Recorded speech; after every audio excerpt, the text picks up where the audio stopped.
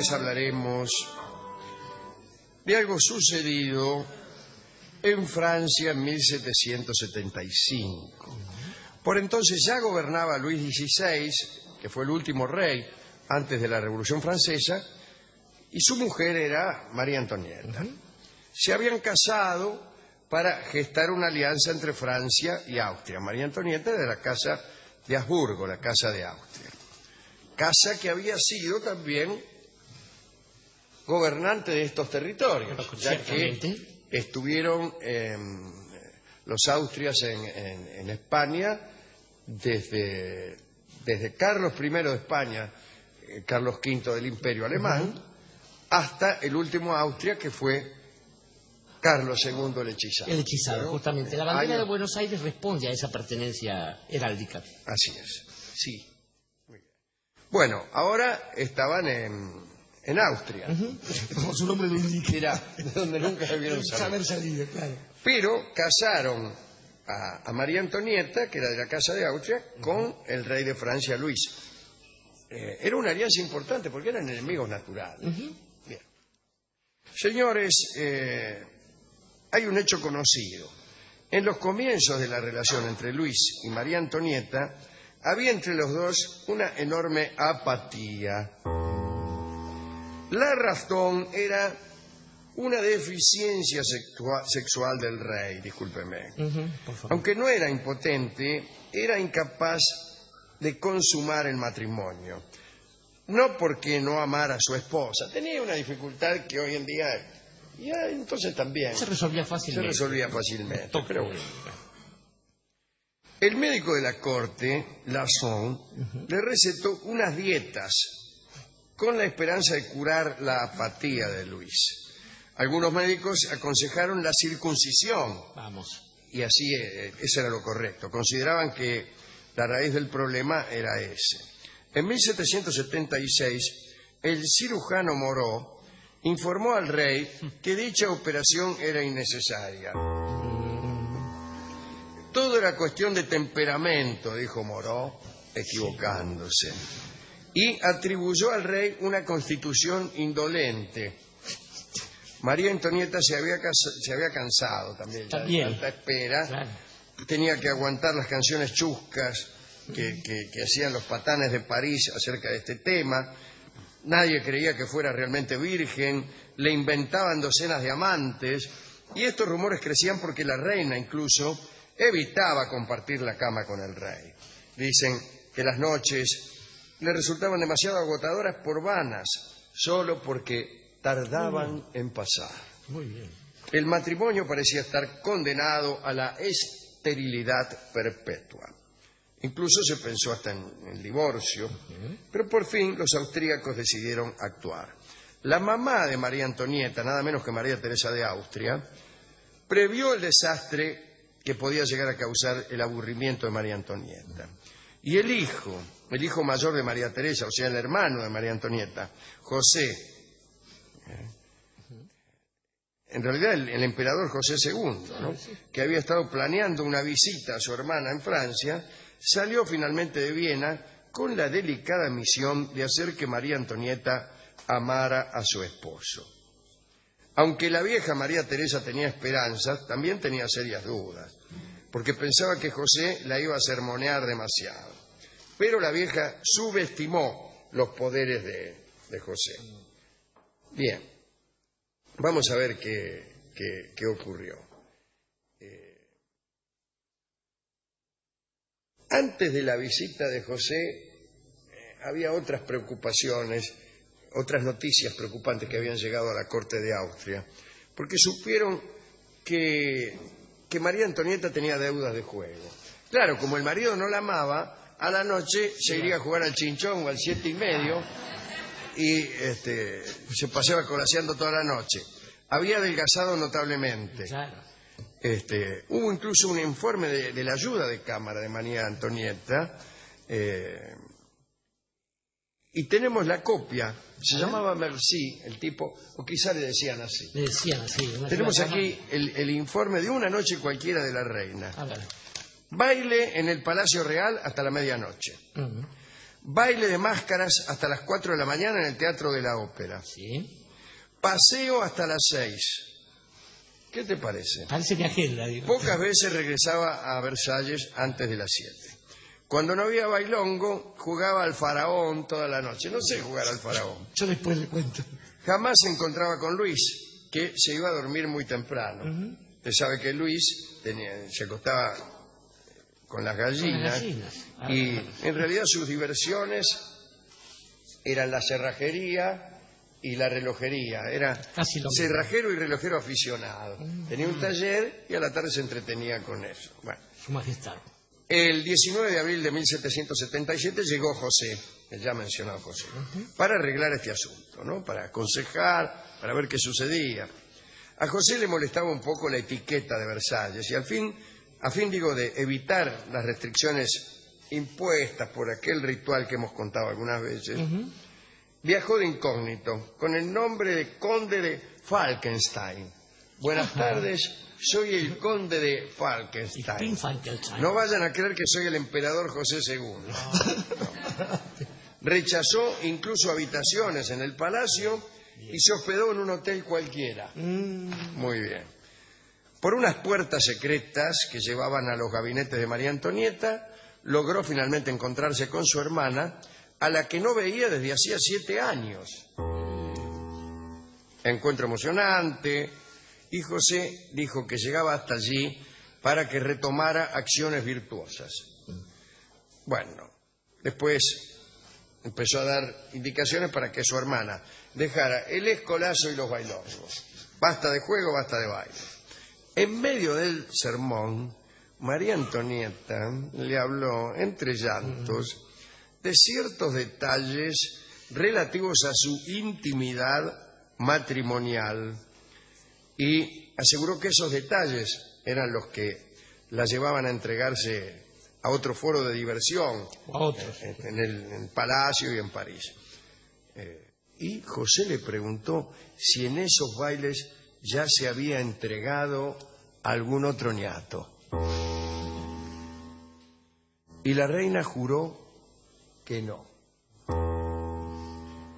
Entonces José escribió a Austria lo siguiente. También tenemos la carta. A ver.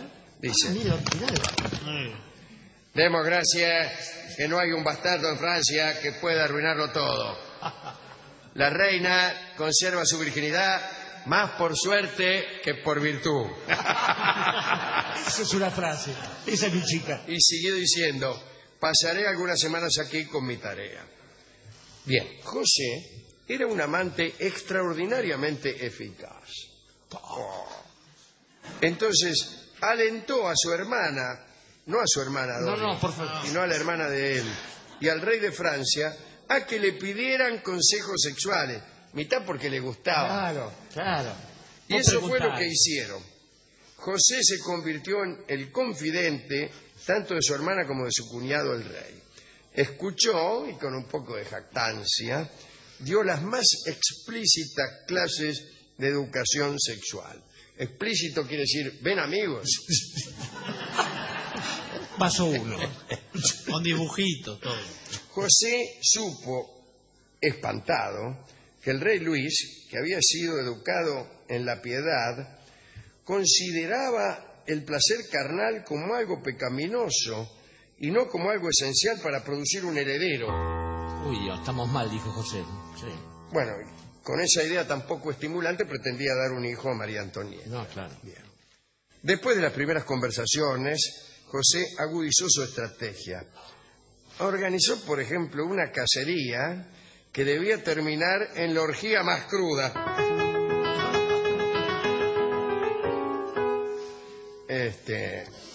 Pero Luis huyó de la reunión. María Antonieta lo siguió un poco resignada.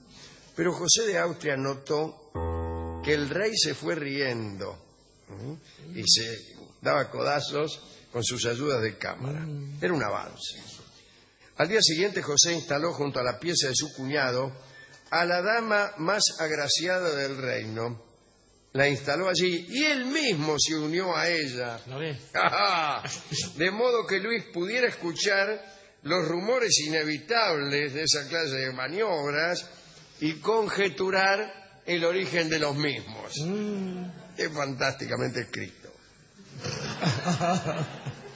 La pasión que se despertó en Luis XVI fue tal que un poco más tarde el rey pidió audiencia con José. Bien. Y le hizo saber orgulloso, mientras se escupía las manos, Mi cuñado, dijo. que tenía intenciones de visitar a su esposa. Luis XVI y María Antonieta se amaron.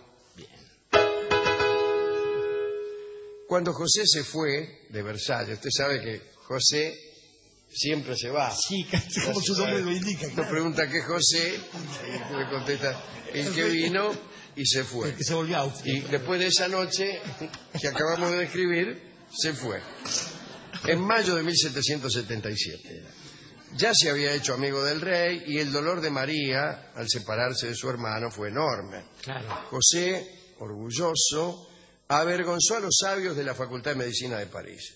Contrariamente a lo que se ha difundido, no existe registro alguno que indique una operación de Luis XVI. Mire usted. No, pero sin embargo yo puedo decir que una operación de esa naturaleza en un rey puede que haya sido hecha en el En mayor secreto, secreto, pero más bien. con la pues, mayor ¿cómo hoy? discreción. Sí, sí.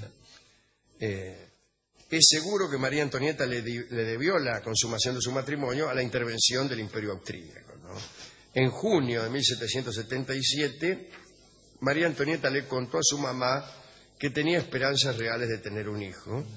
En agosto llegaron las noticias a Viena y la reina escribió: «Estoy en el feliz estado tan esencial para mi vida. Mi matrimonio se consuma a diario». Bueno, seguramente la heredad será plural. Lo sigas. Bueno, siguiendo las órdenes de los médicos, María Antonieta adoptó una rutina más tranquila. Nada de bailes, nada de chinchón, pocas salidas nocturnas. Y este es el bello episodio, si termina, de cómo Luis XVI aprendió a demostrar su estimación a su mujer María Antonieta, ¿no? ¿A quién dedicar eso? Además de José, el que te dio un consejo Y se fue. Estaba pensando que el año en el que suceden estos episodios, querido Alejandro, aquel en el que el doctor Moró interviene con la perspicacia que caracterizaría a esa estirpe, no es otro año que aquel en el cual unos muchachos disfrazados de indios arrojan unos grandes atados de té ahí en Boston. En Boston. Y lo que estaba pasando, en realidad, lo que se estaba por desatar, no era el deseo de Luis XVI Capeto, sino el cambio de un momento, el cambio de la humanidad, el cambio más importante en la historia de la humanidad en siglos. Y en ese sentido, vamos a decirlo aquí con todas las letras, queridos amigos, la idea de fimosis que teníamos nosotros coincide justamente con aquello que manifestaba Luis. El problema era el dolor que lo asaltaba cuando sentía que el amor lo desbordaba. Claro, Vamos. claro. Le dolía. Le dolía, vamos. Y esto efectivamente se resolvía y es probable su tesis, que fuese por una cuestión de secreto y de pudor. Quiero resaltar dos cosas, además de la Revolución Americana, que iba a ser el origen de aquella especie de chispa que iba a trasladar de una costa a la otra a dos hombres muy importantes, el marqués de Lafayette y Thomas Jefferson, almas gemelas a la hora de seducir señoritas, que María Antoinette, la austríaca, no es otra que la autora de aquella famosa frase que dice: a falta de pan, buenas son tortas, no tienen pan que coman pasteles. Claro. Tanto le costó hacer el amor que no sabía que esto le iba a llevar a la pérdida nada menos que de su cabeza con ningún tipo de metáfora. Pensaba también que la única forma del apuro para la noche es el tedio y que solamente alguien que tiene la corona de Francia y tiene como hobby la cerrajería puede sufrir eso y la noche de Vincennes. Pero en medio de esto, la elección de José de Austria es, Alejandro, algo que algunos, más por edad, que como dicen por ahí, ¿no? Que por otra cosa, conocemos, y quizás el estadio más alto al que puede llegar un amateur del amor, un amateur del amor, vamos. Y es que, llegado el punto de una descripción absolutamente teórica de ciertos saberes, hechas con esa especie de espíritu docente que caracteriza más al profesor que al libertino, escucha una voz que en secreto, después de la clase, y rogando que empiecen los trabajos prácticos, le diga: hágame el favor. Y hágame el favor se llama el tango que va a cantar ahora mismo Carlos Gardel, que está escrito pensando evidentemente en este episodio y en este favor que finalmente le hizo Luis XVI a su mujer y a sí mismo. Claro, por favor, quedó a Francia. La letra no parece No, creo que Pero no. es... corroborar esta teoría. Pero en el amor todo es así, no parece. Claro, no parece, pero es. Siempre. Hágame el favor, canta Gardel.